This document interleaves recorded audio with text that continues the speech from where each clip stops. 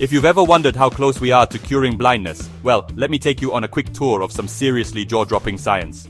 Imagine losing your vision, not just blurry moments, but the world fading behind a cloudy window that never clears up. That's reality for people with limbal stem cell deficiency, where the front part of the eye, called the cornea, loses its sparkle because it's missing the stem cells that keep it clear. But here's where things get wild. In Japan, scientists have just pulled off a world first. They took ordinary human blood cells, reprogrammed them back into stem cells. These are called induced pluripotent stem cells, or iPSCs, and then transformed them into brand new corneal cells, all in the lab.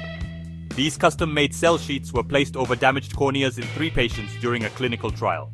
The result? For 2 straight years, these folks saw their vision improve.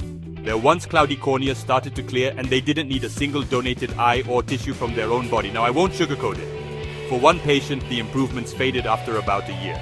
But for the others, those benefits lasted, and get this, there weren't any serious side effects. That's a huge deal, especially when donor corneas are so rare and the waiting lists are long.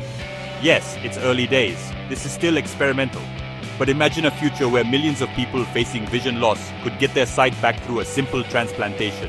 No donors, no waiting, no rejection. The study just dropped in the Lancet, and the next clinical trial is already in the works.